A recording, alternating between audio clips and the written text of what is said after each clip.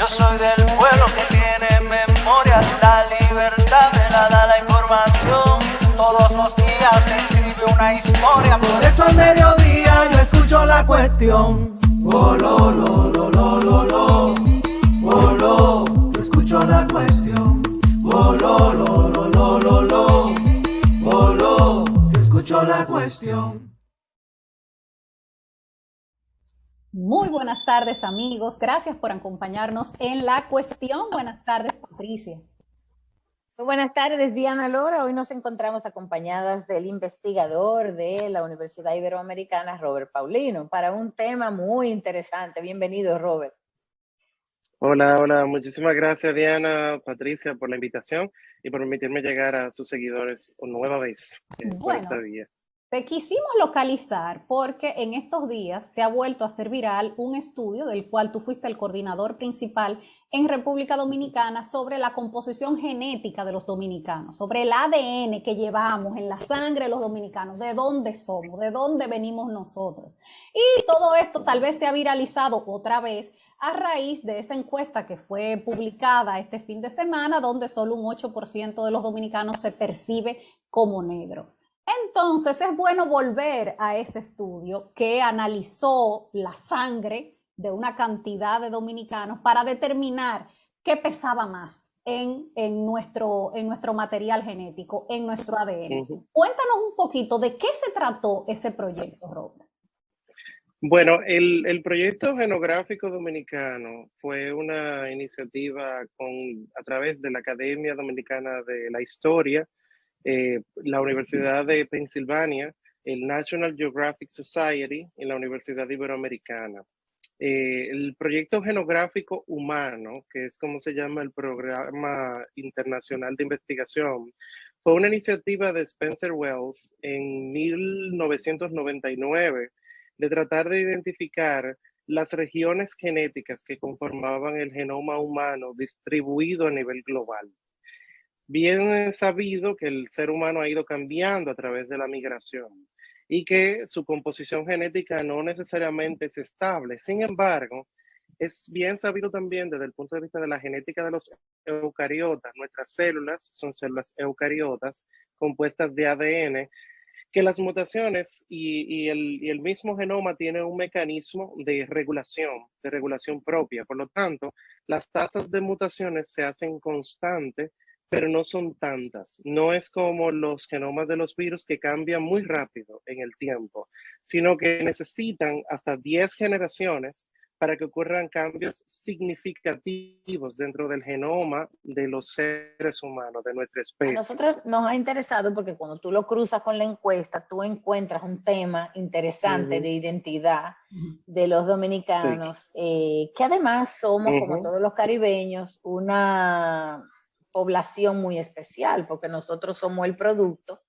de la colonización y del pleito entre las potencias cuando esa colonización se dio, es decir, somos una región que pasó de manos unas cuantas veces y cuya población autóctona desapareció por los trabajos forzados.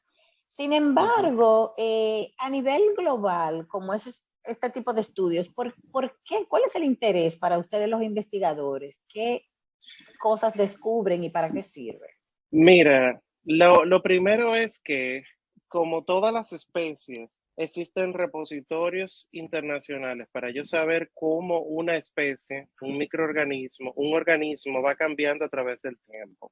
Yo puedo, inclusive, hacer proyecciones de regiones que se llaman regiones de fragilidad del ADN para poder establecer qué cosas no deberían de estar ocurriendo y qué cosas deberían estar ocurriendo. Por ejemplo, en las familias reales se generaba mucho las relaciones entre parientes de primer grado, es decir, primos, hermanos, exactamente. Y eso evidenció que se sobreexpresaban regiones génicas que eran recesivas. Por consiguiente, muchos de ellos empezaban a tener enfermedades genéticas serias que ponían en peligro la vida de ellos. De hecho, la reina Victoria y su familia completa terminaron todos teniendo los efectos catastróficos de la consanguinidad a través de la hemofilia. Entonces, tú puedes identificar qué pasaba, que hasta 1999 no se sabía cómo estaba compuesto el genoma humano. Y fue justamente con el proyecto Genoma Humano en el que se empieza a hacer un mapa completo de qué es nuestra especie. De hecho, en el 99, el presidente Bill Clinton hizo la noticia de que ya se había llegado a la secuencia del genoma humano, pero en realidad no fue así. En realidad, el genoma humano se completó el año pasado. ¿Por qué? Porque a diferencia de otras especies, nuestro genoma completo es muy complejo. Tiene regiones codificantes y regiones no codificantes. Y quiero dejar esta información justamente ahí, porque quiero volver ahí, Patricia y Diana, un poquito más adelante respecto a lo de la identidad. Los estudios de genómica de seres humanos son muy costosos y no necesariamente en la República Dominicana teníamos la estructura para poder primero colectar la muestra, segundo, hacer la extracción de ADN y luego entonces hacer la parte de la secuenciación. La parte de la secuenciación del genoma humano, como es muy grande, toma mucho tiempo y por consiguiente se hizo en conjunto con la Universidad de Pensilvania. De ahí surge la colaboración justo con el Departamento de Antropología de la Universidad de Pensilvania. ¿Qué nos permitió eso? Bueno, nos decidimos hacer un mapa de la distribución de nuestra población y hicimos un cálculo muestral para poder hacer que todas las regiones del país tuvieran una representatividad. Hicimos un aproximado, de hecho la muestra aproximada fue de 895 casos, pero nosotros decidimos que si había más personas que querían participar, porque le diéramos la oportunidad. Los requisitos para el estudio eran específicamente personas que viviesen en esa comunidad por más de 10 años y que sus familiares perteneciesen a esa comunidad por más de 10 años también. A eso me refiero, a papá y mamá, que tuviesen por lo menos arraigo de su región donde se colectó la muestra.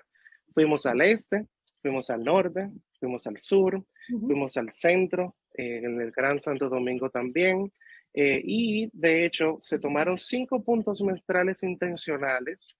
Los 5 puntos muestrales intencionales se basaron en los registros históricos. Primero, registros históricos de población europea durante los primeros emplazamientos en el continente, principalmente en Jánico y en el centro de la Cordillera Central. Segundo, algunos de los lugares donde quedaron los últimos miembros de nuestros amerindios, de nuestros taínos, que se encontraban, y según los registros, en la región de Vallaguana los Javieres, Sabana de los Javieres, en Monteplata también. Y obviamente regiones donde la migración o los asentamientos de esclavos africanos hubiese sido significativa, como en algunos de los batallas del este de nuestro país. Entonces, fueron solamente 5 intencionales y los demás fueron aleatorios para que tuviesen una representatividad. En cada sitio tomamos 40 casos. Según la encuesta, la gente en República Dominicana se siente indio. Uno no sabe, uno se imagina que es porque le dicen así al color de la mezcla, indio, es un color. Sí. Porque obviamente no podría ser la etnia, porque quedan muy poquitos. Y esa es la primera pregunta. ¿Cuál es la proporción de la etnia indígena que queda en el país? ¿Dónde se encuentra? Si está concentrada o si está mezclada. Esos que vienen de los taínos, ¿dónde están? ¿En qué proporción están? Mira, lo primero es que nosotros no tenemos una distribución homogénea de nuestra conformación de haplogrupos. Los haplogrupos son lo que yo les mencionaba a ustedes, que provenían de diferentes regiones del mundo. O sea, haplogrupos africanos, haplogrupos europeos, haplogrupos amerindios y haplogrupos asiáticos, porque nosotros también tenemos haplogrupos asiáticos en la República Dominicana.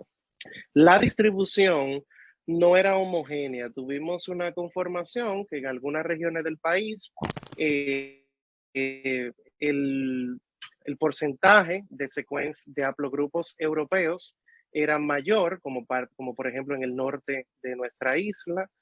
En algunas regiones de la isla, los haplogrupos africanos eran ligeramente más altos que los europeos, pero cuando tú ves todo como país completo, en realidad la representatividad de los haplogrupos africanos era más de un 49%.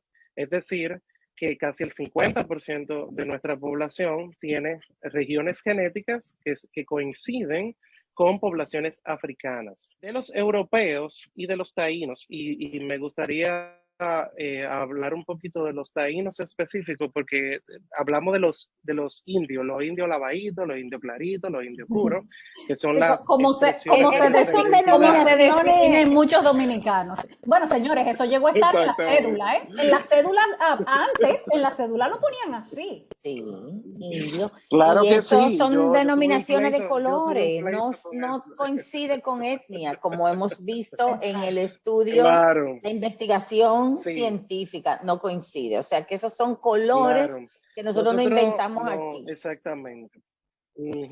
Nosotros no tenemos etnias, o sea, la República Dominicana no tiene etnias, porque el significado genético de una etnia dentro de una población humana se refiere al aislamiento que tiene un grupo poblacional dentro de un gran grupo poblacional. Es decir, los nativos americanos, como se le llama ahora mismo, los indios son una etnia dentro del gran conjunto, exactamente, dentro del gran conjunto de la población estadounidense. En la República Dominicana solamente el 4% de nuestros genes provienen de amerindios, provienen de taínos. Es decir, que de nuestros taínos queda muy poco dentro de nuestro genoma. Lo interesante es que haya durado hasta la fecha. Y esa es la gran pregunta. O sea, ¿cómo pudo llegar esas secuencias genéticas de los taínos hasta el día de hoy? Muy probablemente tiene que ver con la conformación del ADN mitocondrial. Recuerden que muchas de las taínas fueron violadas y abusadas por los colonizadores y quedaron embarazadas. Por consiguiente, sus herederos transcribieron el material genético de ellas a través del tiempo. De lo que encontramos muy poco, y de hecho fue menos de un 2%, fue de cromosoma Y de taíno. Es decir, que de los varones taínos no quedó gran cantidad de descendencia. Y obviamente sabemos por qué, porque fueron eliminados, porque fueron matados, porque fueron esclavizados. O sea que el poquitito de material genético taíno que queda en la República Dominicana sería más correcto decir de taína. Es material genético de taínas. Es material genético de taínas, exactamente. Ok, entonces ya nos contaste. El resultado fue mayoritariamente africano, un 49% del material genético de los dominicanos es africano. Sí. Un 4% apenas es taíno, de lo que queda de los aborígenes. Y entonces el material europeo que ustedes encontraron. El material europeo, los haplogrupos que encontramos coinciden con la costa sur de España. Casi todas las secuencias que encontramos pertenecían a regiones del sur y centro de España.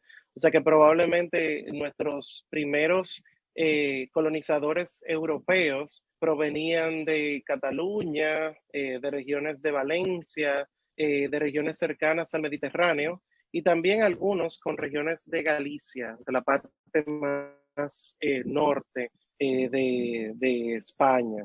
También, y eso es importante mencionar, a pesar de que fue menos de un 1%, Diana, encontramos algunas poblaciones que tienen regiones genéticas que coinciden con poblaciones asiáticas.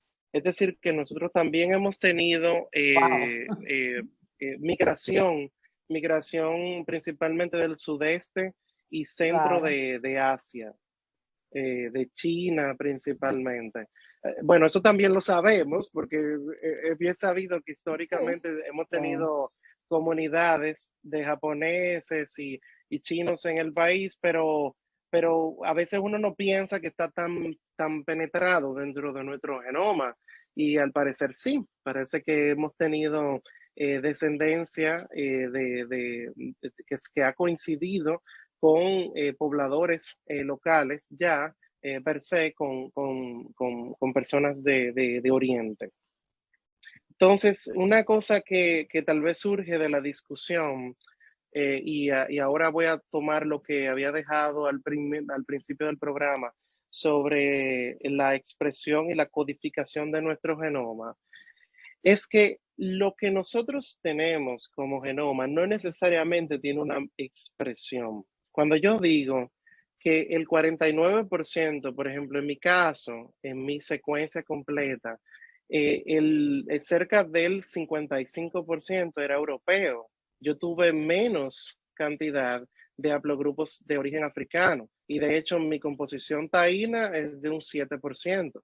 Es decir, que probablemente en mi familia y en mis antecesores habían personas que habían taínos o habían mujeres taínas, para decirlo así, que se habían mezclado con europeos y con africanos en algún punto.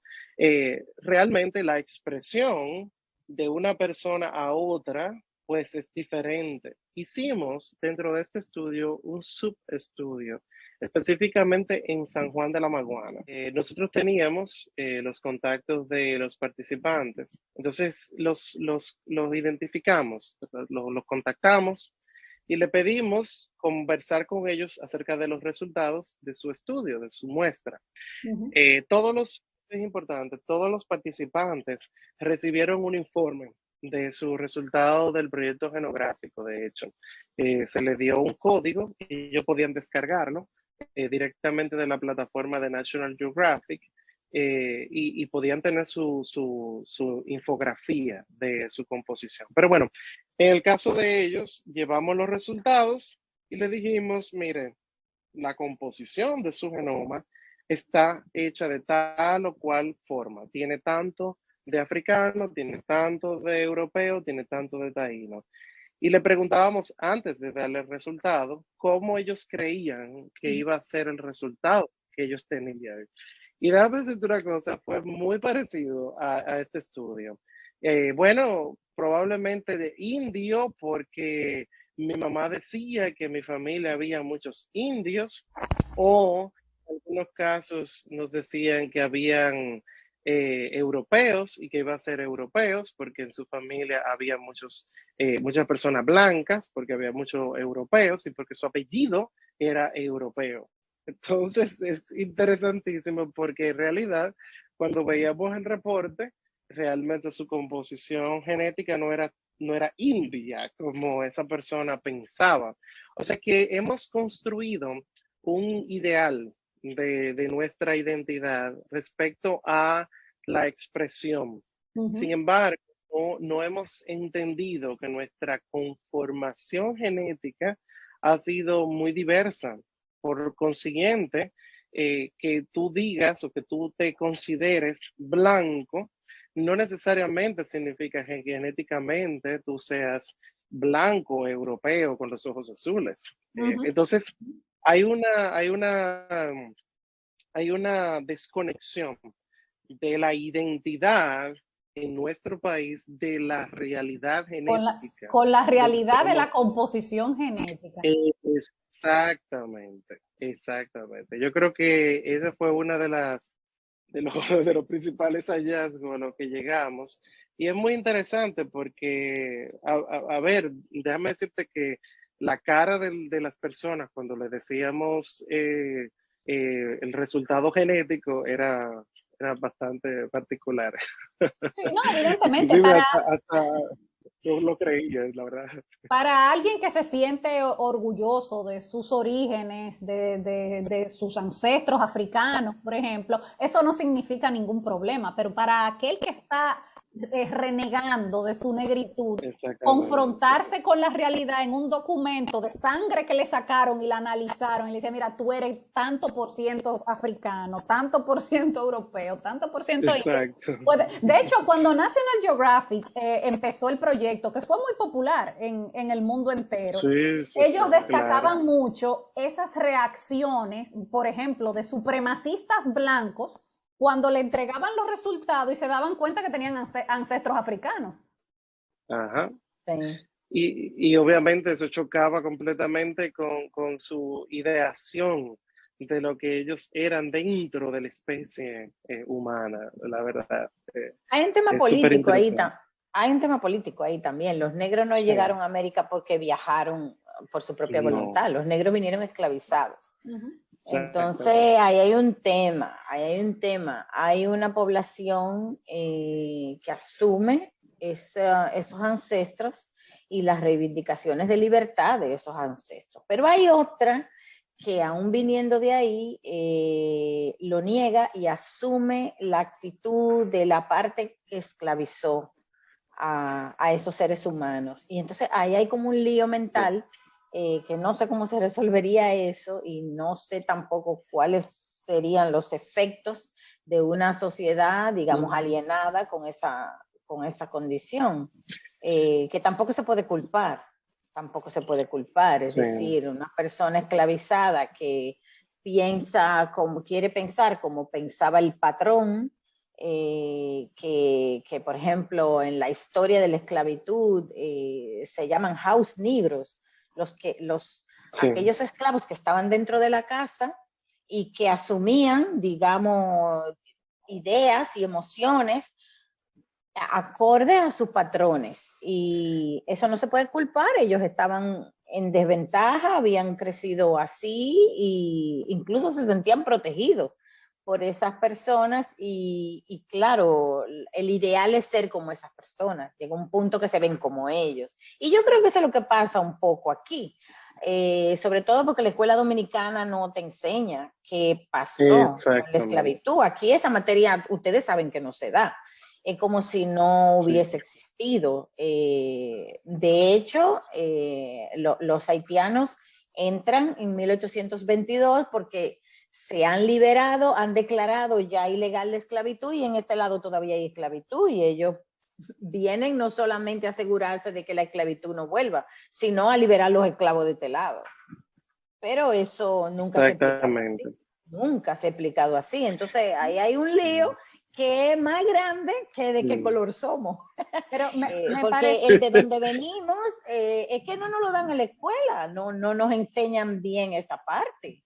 Eso ha estado Exactamente. callado en la escuela dominicana, lamentablemente. bueno, entonces, Sí, sí. Robert, ya para que quede claro, como Ujú. tú decías hace un momentito, los cambios en el material genético no se dan tan rápido. O sea, los cambios tardan varias generaciones En los seres humanos, en los en seres los seres humanos, humanos, en los seres en humanos. nuestra especie. Sí, sí, sí. Exactamente, en nuestra especie. O sea, que ese estudio del cual tú fuiste coordinador, pero que fue un proyecto global de National Geographic con varias universidades del mundo, que se realizó en el 2016, esos resultados que salieron en el año 2016, se puede decir que hoy siguen siendo válidos y que la composición genética del dominicano es 49% africano, 39% europeo, 4% taíno.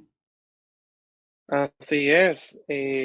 Como te decía, toma aproximadamente en nuestro genoma en cambiar su estructura cerca de 10 generaciones, o sea, estamos hablando de cerca de 100 años aproximadamente para que haya una variación en su conformación. ¿Por qué? Porque nuestro genoma se corrige, se autocorrige, todo el tiempo se está autocorrigiendo. Por lo tanto, se va manteniendo la misma composición muy similar. Si nosotros el día de hoy tomamos las mismas regiones donde fuimos, a la misma población o poblaciones similares y la analizamos con la misma aleatorización, con la misma metodología, con el mismo método de análisis, vamos a encontrar los mismos resultados que encontramos en ese momento. No va a ocurrir una gran diferencia. Por lo tanto, es correcto decir que sigue siendo esa la composición del dominicano. Así es. Bueno, pues te agradecemos muchísimo, Robert, que nos hayas explicado los resultados de este estudio que se hizo hace un par de años, pero que viene a colación ahora otra vez por la percepción que tiene el dominicano de sí mismo. Sí, yo creo que para retomar un poco y cerrar mi intervención hoy con ustedes, que decir eso que Patricia mencionaba de las escuelas, todavía nosotros seguimos pensando en el que el genoma del ser humano es algo etéreo, que es algo que no se entiende. Y hay tantos recursos para enseñarle a nuestros niños a poder abrazar su identidad desde el punto de vista genético. O sea, nosotros tenemos muchas formas. Lo que pasa es que tenemos que convertir eso dentro de la currícula escolar desde el principio para que vayan entendiendo que el ser humano no es de un solo color, que somos de muchos colores, que hay mucha diversidad. ¿Y por qué eso ocurre? Claro que sí. Y no negar nuestro pasado, sino abrazarlo, caminar con él y aprender a no cometer los mismos errores que cometimos en el pasado. Y que es incorrecto, lo que antes se veía como correcto, hoy día es incorrecto porque hemos evolucionado lo suficiente como para entender que la esclavitud tuvo una repercusión no solamente en las poblaciones que lo sufrieron, sino generaciones posteriores que marginalizaron y excluyeron a un grupo de la población simplemente por el color de su piel. Entonces, la verdad es que yo creo que tenemos que ver esto ya como algo biológico, entenderlo desde el punto de vista biológico, porque eso nos elimina los estigmas asociados, no solamente al color, sino también a la región.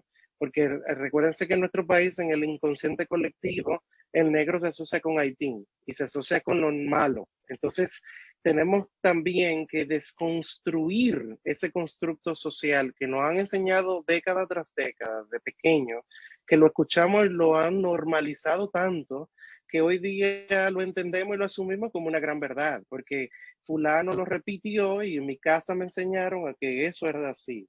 Y cuando tú dices el indio, es la negación del negro que llevamos dentro. Sí, porque en realidad, y eso fue lo que demostró ese estudio, es que de indio no nos queda prácticamente nada. Que lo que tenemos es mucho de africano. Y una buena proporción de europeos, pero mayoritariamente africanos. Exactamente, así mismo es.